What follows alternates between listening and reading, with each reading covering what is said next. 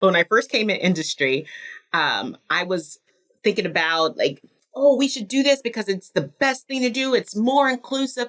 And then I had this pivot and like, it's about the bottom line. We're in business to do business and to make money, make money. So how do we do that? And it had me pivot to focus on that. By doing this, we retain, more talent. We don't have to have extra costs for retraining. We also bring in a different perspective. We're thinking about things different. We're going into these diverse communities building. Why can't we have people that look like the community? Again, this change and shift. And I think back, what I was laughing at as I thought about this one young professional I had a chance to mentor and bring into industry. I gave him a chance. He was, when the time I met him, working at Trader Joe's. And I remember the interview panel, they're like, well, he doesn't have the background. He can't do this. I don't know. And I said, Trader Joe's teaches customer service.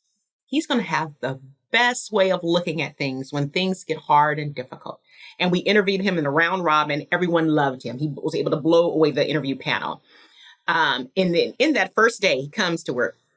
I'm like, hey, look, I don't have time to give you the whirlwind around the office. But what I want you to do is go with me to this letter. It was a letter that we received from the owner, and we were trying to defend our position.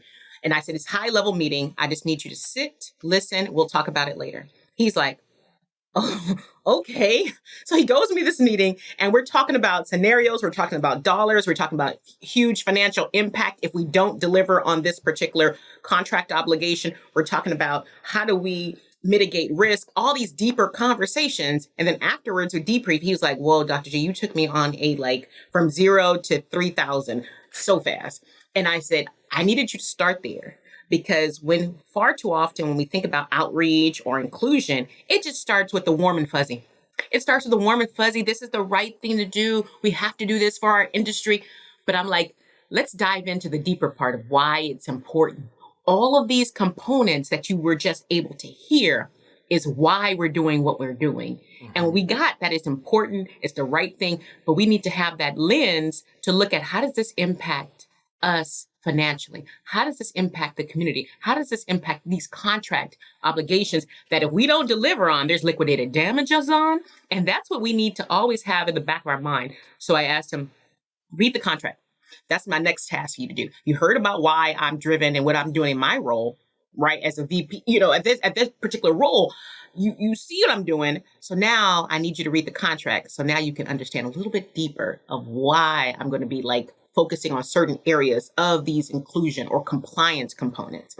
And he's doing exceptionally well. I'm so glad I took that. It was a risk for me. I didn't know if he was going to like industry or not because he jumped in the deep end of the pool. But he's still, exceptionally doing well. He's thriving. And I still keep that relationship with him to this day, even as a consultant, because I want him to succeed. And I want to have him reach back to bring others along to show them the importance of why we do the inclusion strategies on these large projects.